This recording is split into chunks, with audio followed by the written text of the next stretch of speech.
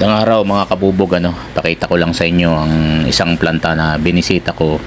at may papahakot sa aking mga kalakal, pero hindi po yung mga tangking yan, napadaan lang ako dyan. Ngayon mga kabubog, pagka ganitong mga kalakal ang ipinapahakot sa atin, watak-watak at iba-ibang klase, ay talaga namang kinakailangan nating matuos kung magkano magiging costing niyan, sapagkat hiwa-hiwalay siya ng mga lalagyan, so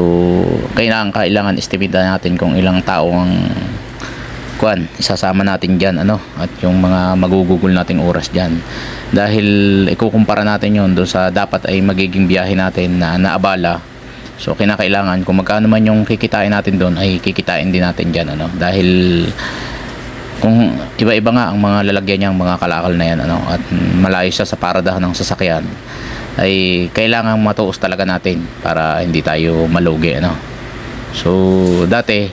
pag nagpresyo ako diyan ay presyo talaga sa bodega, pero mali pala yon, na kung magkano yung kuha mo sa bodega ay ganun mo rin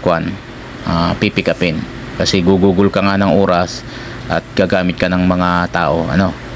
kaya kinakailangan marunong talaga tayong mag costing, ang mga oras na gugulin, sasakyan na gagamitin, taong gagamitin. So sana sa mga baguhan nagkaroon kayo ng ideya, kung paano pumikap ng kalakal